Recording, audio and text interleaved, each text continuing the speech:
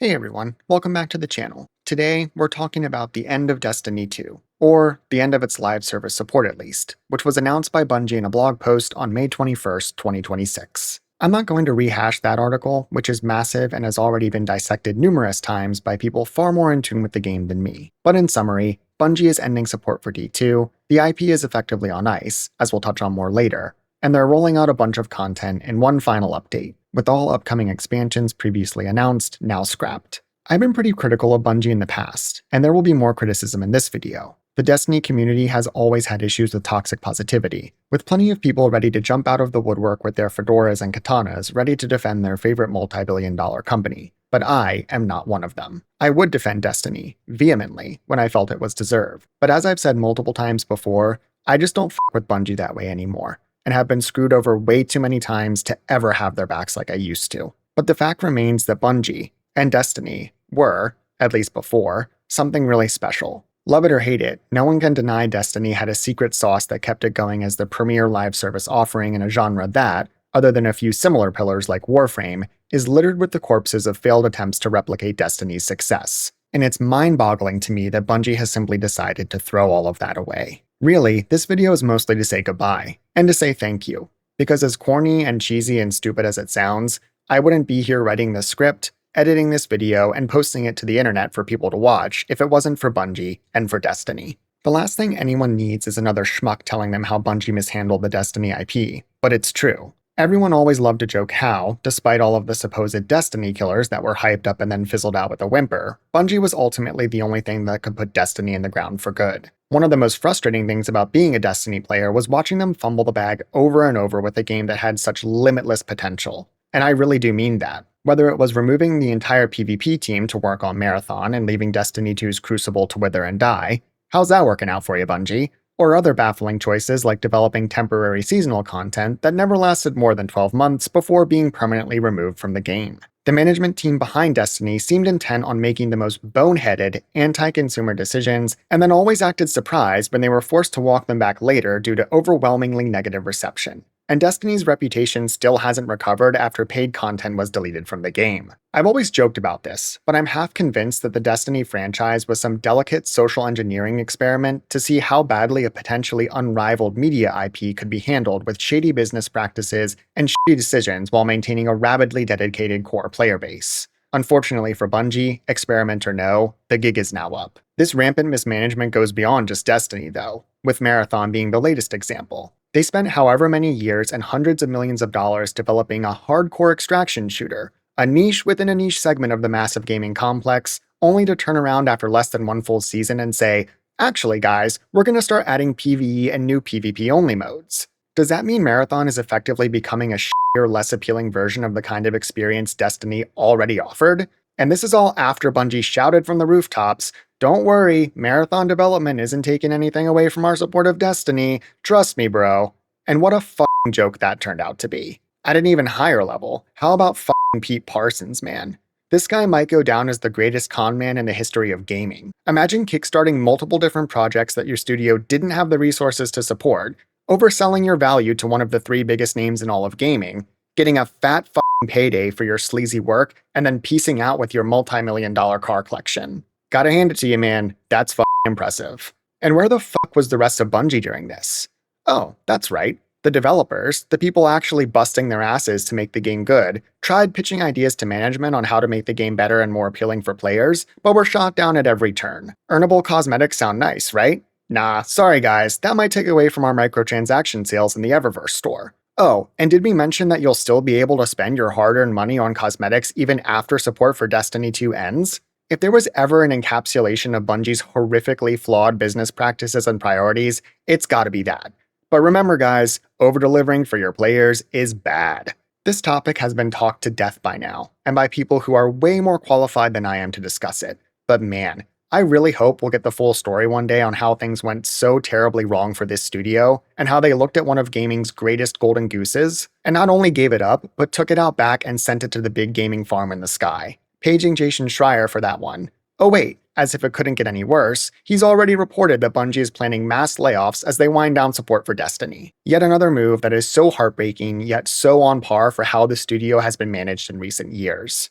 Say what you want about Bungie's management. I know I just did. But my heart truly breaks for the developers who have probably been grinding themselves into the dirt working on turning around their leadership's baffling decisions, like the Portal, which is one of, if not the biggest gameplay reasons why Destiny 2 is an absolute shadow of its former self, and trying to find ways to even keep the game going at all. Once again, these talented people, who have created some of the industry's best gunplay, storytelling, world building, and sensory design, are now going to find themselves out of a job, or at best, working on another deeply flawed product that is currently bringing in less players than the one they're abandoning. And for those thinking, well, if D2 is ending, does that mean D3 is finally in the works? Hate to break it to you, but that isn't happening either. Per Schreier's reporting, Bungie is pitching project ideas to Sony, including new things for Destiny, but nothing has been greenlit. Now that Bungie doesn't even answer to themselves anymore, and Sony is ruthlessly pulling back on their ill-fated live service ambitions, Destiny 3 isn't even a guarantee. And this last update for Destiny 2 on June 9th could very well be the last piece of content we ever get for the IP, which is absolutely unfathomable.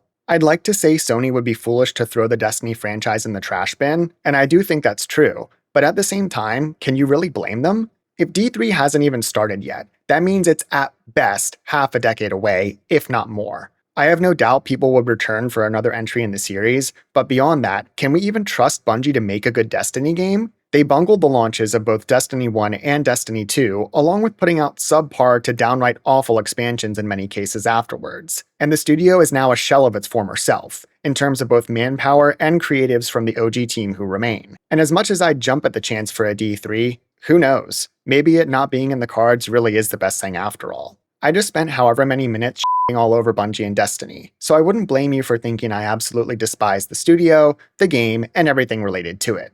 But the saddest part is, that couldn't be further from the truth. I love Destiny. Loved is probably a better description, since I haven't actually booted up the game since July 10th, 2025, almost a full year back from this final update. But despite that, the game has remained installed on my PC that entire time, and is the only title that has never been removed from any of the rigs I've owned over the last decade. The truth is, this video wouldn't exist without Destiny. Back when I picked up D1 for the very first time, when The Taken King released in 2015, I was so addicted, so enthralled by this franchise that sunk its claws into me, that I was desperate to find ways to satiate that hunger for more Destiny during the times I couldn't actually play it, like college classes and work. This led me to seek out Destiny in other ways, like watching Twitch streams and YouTube videos. Sure, I had consumed other gaming content before, like Angry Joe and coverage from IGN, but I was still a pretty big normie back then, and knew next to nothing about the deeper layers of gaming media until Destiny drove me to seek them out. Through this quest for content, I discovered so many amazing creators, and my Twitch directory and YouTube subscriptions are still, to this day, filled with folks that might not even make Destiny content anymore, but helped me satisfy that craving, and in many cases, inspired me to boot up my first Twitch stream or post my first YouTube video. And I quite literally wouldn't be here today without them. I was never a Destiny creator, but it was one of a few select games that I was so invested in that I did consider myself part of its community. And to me, that is one of the most beautiful things that Bungie and Destiny brought to life. A vibrant group of players, creators, and people who love this universe enough to go beyond your average interactions and create a separate network of like-minded people that, although a shadow of its former self now, still exists today. The proof of this is plain to see, as after the announcement, Twitter, Reddit, and all of social media exploded with posts, videos, and streams that all sounded a lot like this, expressing frustration at how things ended, and giving thanks to the memories and journey that they all experienced along the way. My memories and journey with Destiny are something I'll always cherish, and after spending well upwards of over 1,000 hours across both games, which pales in comparison to many others, but is a big deal for me, it's absolutely one of those franchises like Halo, Elder Scrolls, Age of Empires, and The Witcher that are core to who I am as a gamer today.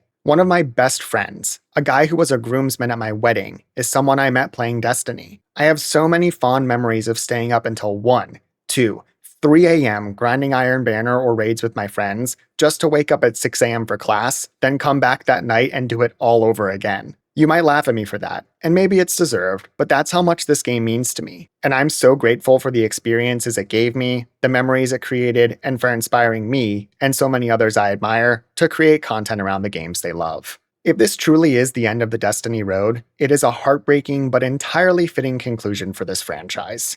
Unlimited potential that was ultimately squandered thanks to a company of passionate devs who were led by money-hungry, greedy paper pushers. that ultimately resulted in the tragic downfall of one of the most deeply flawed but ultimately fantastic IPs in all of gaming. My heart truly goes out to the people who busted their asses trying to turn things around, many of which are soon going to find themselves out of a job, and to my fellow Guardians. I haven't played Destiny in almost a year, but I'll be hopping in for one last farewell tour when the June 9th update drops, and hope to see some of you there too. At this point, I'm not sure what the future holds for Bungie. I'll probably dip back into Marathon when Season 2 launches to see how things are going there, but even with the addition of PvE and more PvP options over the next year, the core of that game is simply a shadow of the experience Destiny provided, and I can't ever see it claiming that coveted spot as my forever game, a home I could return to, even just occasionally, to experience those same feelings of joy that I felt when Destiny was at its best. I wish Bungie nothing but the best moving forward, and if this truly is the end, all ends are beginnings. Thanks for watching. If you enjoyed this video, make sure to like and subscribe for more gaming content, and let me know your thoughts on the death of Destiny in the comments below. Are you happy to see this franchise go, having been burned one too many times by Bungie? Are you sad to see it end this way, or just somewhere in between? Either way, thank you for watching. You're a real one, and I appreciate you, and hope to see you in the next one. Catch you later.